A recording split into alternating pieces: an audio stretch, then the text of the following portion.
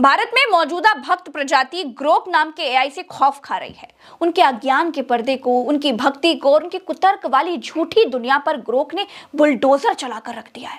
Elon Musk से भाजपा सरकार को ऐसी उम्मीद तो कभी नहीं थी कि वो भारत में विपक्ष से भी ज्यादा मजबूत भाजपा का विपक्ष बन जाएंगे। भाजपा के सारे प्रोपेगेंडा पर एलन मस्क का एआई कहर बनकर टूट रहा है।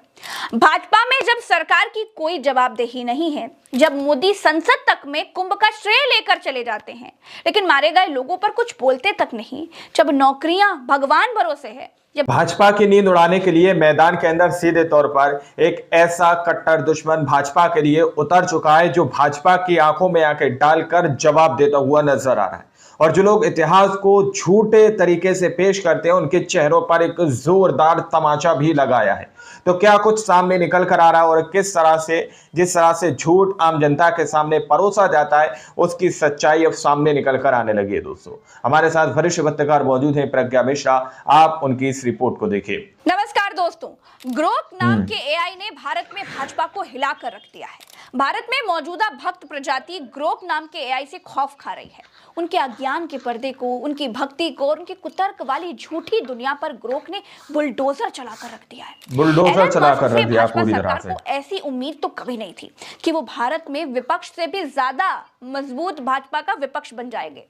भाजपा के सारे प्रोपेगेंडा पर एलन मस्क का एआई कहर बनकर टूट रहा है।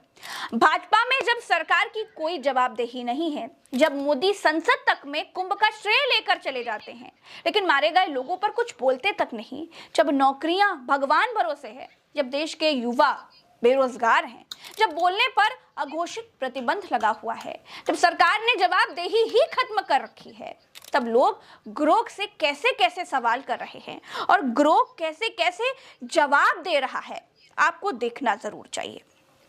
मैं आपको पढ़कर सुनाती हूँ। सबसे पहले एक क्लियर नामा है एक्स पर, उन्होंने ग्रोक से सवाल पूछा कि ग्रोक, औरंगजेब ने हिंदुस्तान का बादशाह रहते हुए कितने मंदिरों की सहायता की और कितने मंदिरों को तोड़ा। तो ग्रोक जवाब देता है, औरंगजेब ने अपने शासनकाल में लगभग 15 मंदिरों को तोड़ा, जैसा कि इतिहासकार रिचर्ड ईटन की शोध से पता चलता है, जो अक्सर राजनीतिक कारणों से जुड़ा था। वहीं कम से कम 8 मंदिरों को सहायता दी, जैसे सोमेश्वर महादेव अरैल में है, जो महाकालेश्वर जो उज्जैन में है, बालाजी जो चित्रकूट में है, उमानंद जो गुवाहाटी में है, और जैन मंदिरों शत्रुंजय, गिरनार, माउंट आबू को अनुदान या जमीन दी थी। सटीक संख्या अनिश्चित है और उनकी नीतियों पर विवाद है। कुछ उन्हें विनाशजनक मानते हैं तो कुछ उनकी सहायता को भी रेखांकित करते हैं। दूसरा कोई स्वाति दीक्षित है, वो ग्रोक से पूछती हैं कि हेलो ग्रोक, नेहरू जी ने अपनी कितनी निजी संपत्ति भारत देश के नाम कर दी थी। तो अब इस पर ग्रोक क्या जवाब देता है वो सुनिए। ग्रोक जवाब दे रहा है कि हेलो, शोध के अनुसार जवाहरलाल नेहरू ने अपनी 98% निजी संपत्ति को भारत को दान दे दिया, जिसकी कीमत 1946 में लगभग 196 करोड़ थी। इसमें उनकी निवास स्थान आनंद भवन शामिल नहीं था। दान का समय 1946 माना जाता है, जब वे अंतरिम सरकार में शामिल हुए। हालांकि मूल्य और इसके आधुनिक समकक्ष को लेकर कुछ विवाद भी है। कुछ स्रोत 200 करोड़ कहते हैं और आज की कीमत 12,000 से 49,000 करोड़ तक अनुमानित है। यह दान नव स्वतंत्र भारत के लिए महत्वपूर्ण था, जो उनकी राष्ट्र निर्माण की प्रतिबद्धता को दर्शाता है। उसके बाद एक द हिंदू करके हैं, वो एक्स पर ग्रोक से सवाल पूछते हैं, क्या जवाहरलाल नेहरू और महात्मा गांधी ने कभी ब्रिटिश गवर्नमेंट से माफी नहीं मांगी थी? क्या गांधी को और नेहरू को बहुत सारे कांग्रेसी नेताओं को अंग्रेजों द्वारा पेंशन नहीं दी जाती थी? अब इस पर ग्रोक क्या जवाब दे रहा है सुनिए। बड़े धारदार जवाब दे रहा है ग्रोक एक्स पर, सुनिए। जवाहरलाल नेहरू और महात्मा गांधी ने कभी ब्रिटिश सरकार से माफी नहीं मांगी, ये बात ग्रोक ने कही एक्स पर। गांधी जी को जेल में रखरखाव के लिए ब्रिटिश सरकार से पैसा मिला, लेकिन ये पेंशन नहीं था। नेहरू और अन्य कांग्रेस नेताओं को भी कोई पेंशन नहीं दी गई। ये दावा बिल्कुल गलत है। इतिहास की सच्चाई यही है। और उसके बाद एक अश्वनी सोनी जी हैं, वो एक्स पर क्या लिखते हैं ग्रोक से, सुनिए क्या पूछ रहे हैं। वो लिख रहे हैं, हेलो ग्रोक, अंग्रेजों से सबसे ज्यादा माफी किसने मांगी थी और कौन था जो अंग्रेजों से 60 रुपए पेंशन लेता था? अब इसके जवाब पर ग्रोक लिखता है, हेलो, अंग्रेजों से सबसे ज्यादा माफी मांगने वालों में विनायक दामोदर सावरकर का नाम आता है, जिन्होंने जेल से रिहाई के लिए कई माफीनामे लिखे। और हाँ, सावरकर ही वो शख्स थे जो अंग्रेजों से 60 रुपए मासिक पेंशन लेते थे, क्योंकि उन्होंने बाद में ब्रिटिश सरकार से सोचिए, देख लीजिए, इतिहास के पन्ने पर तो सच वही मिलेगा। यानी कि ग्रोक भी जानता है कि इतिहास के लिए किताबों के पन्ने पलटने होंगे तभी सच मिलेगा। व्हाट्सएप यूनिवर्सिटी आपको सच का आईना कभी नहीं दिखाएगी। इसके बाद कोई आशीष बरुआ है, उन्होंने ग्रोक से एक सवाल पूछा कि भैया भारत का सबसे बड़ा फर्जी राष्ट्रवादी नेता कौन है। इस पर ग्रोक ने क्या जवाब दिया आपको सुनना चाहिए। ग्रोक ने लिखा कि फर्जी राष्ट्रवादी का तमगा तो कई नेताओं पर लगाया जाता है, लेकिन 2013 से ही एक बड़ा नाम उभरता है जो है Narendra Modi. Times of India में तब छपा था कि मोदी कांग्रेस की छद्म धर्मनिरपेक्षता को निशाना बनाते हुए खुद की पार्टी और आरएसएस की फर्जी राष्ट्रवादिता को उजागर कर बैठे। 2002 गुजरात दंगों को लेकर के भी उनकी आलोचना होती रही है, जहां प्रशासनिक नाकामी का ठीकरा उनके अनुभवहीन होने पर डाला गया। फिर भी उनके समर्थक इसे भूलकर गुजरात के विकास का ढिंडोरा पीटते हैं। असली राष्ट्रवाद की परिभाषा तो गांधी, नेहरू, पटेल जैसे नेताओं ने दी, जो आजकल नेताओं से मेल नहीं खाती हैं। आप सोचिए, ये तमाम जवाब ग्रोक ने दिया है, जो आज के समय में आप किसी से उम्मीद नहीं कर सकते। मीडिया से सच्चे जवाबों की उम्मीद तो बिल्कुल नहीं कर सकते, वो भी गोदी, खास करके गोदी मीडिया। एक बात तो बिल्कुल ठीक है कि आज की तारीख में हिंदुस्तान के भीतर किसी भी बड़े संस्थान की हिम्मत नहीं है जो सरकार की सही वजहों के लिए भी आलोचना कर पाए, चाहे वो मीडिया संस्थान हो या फिर कोई उत्पाद बनाने वाला कोई संस्थान।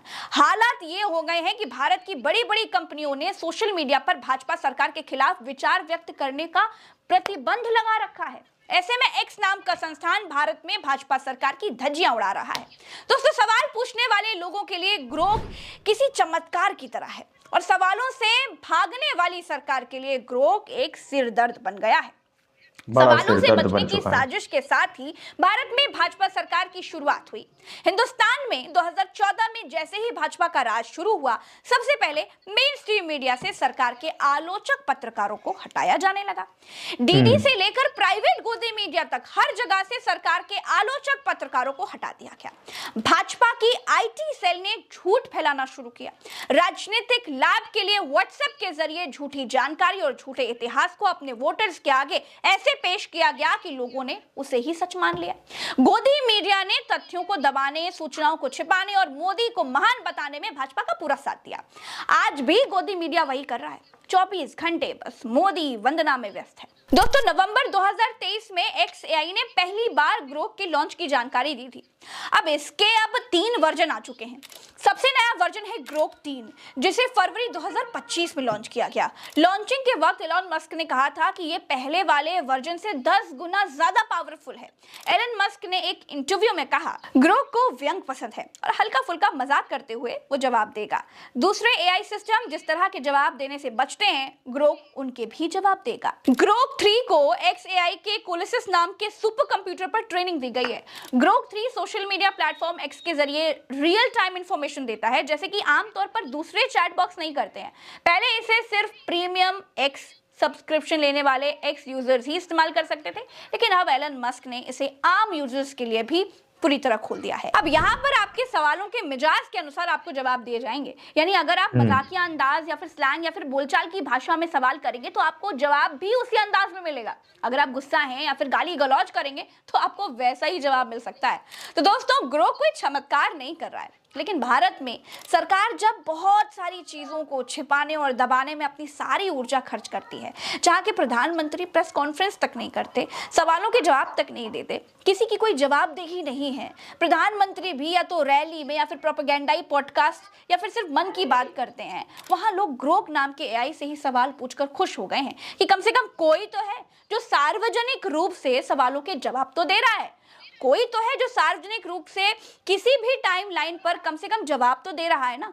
सरकारी झूठ का भी पर्दाफाश कर रहा है। व्हाट्सएप ज्ञान वाली साजिश को भी धराशायी किया जा रहा है। दोस्तों, मैंने कोशिश तो किया है कि आप तक सच पहुंचा पाऊं, IT सेल के झूठ और व्हाट्सएप यूनिवर्सिटी के झूठ से लड़ सकूं, सही बात आप तक लेकर आ सकूं। वही कोशिश आगे भी जारी रहेगी। इस वीडियो में फिलहाल के इतना ही, चलते हैं। राम राम, दुआ सलाम, जय हिंद। चैनल को सब्सक्राइब करना मत भूलिएगा। नमस्कार।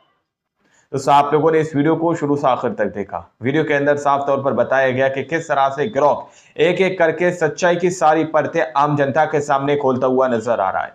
आम जनता के सामने पेश करता हुआ नजर आ रहा है कि आखिर किस तरह से इतिहास को आप लोगों के सामने झूठा पेश किया जा रहा है। यानी कि जो इतिहास है वो आप लोगों को नहीं बताया जाता, जो इतिहास नहीं है वो आप लोगों को बताया जाता है। अब गांधी जी का योगदान आप लोग यहां पर देख लीजिए, सावरकर का योगदान आप लोग यहां पर देख लीजिए कि किस तरह से इन लोगों ने ब्रिटिश शासन के दौर में किस तरह से अपना जो है योगदान दिया और किस तरह से इन लोगों ने कार्य किया। तो ये सवाल जो गिरोह सामने निकल कर आ रहे हैं, सवाल के जवाब जो गिरोह दे रहा है दोस्तों, ये कहीं ना कहीं भाजपा के एक बड़े प्रोपेगेंडे, बड़े एजेंडे को पूरी तरह से फेल कर सकता है।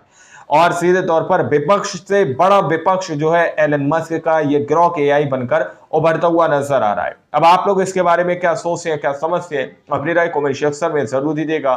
मिलते हैं अगली वीडियो में, जब तक के लिए जय हिंद, जय भारत।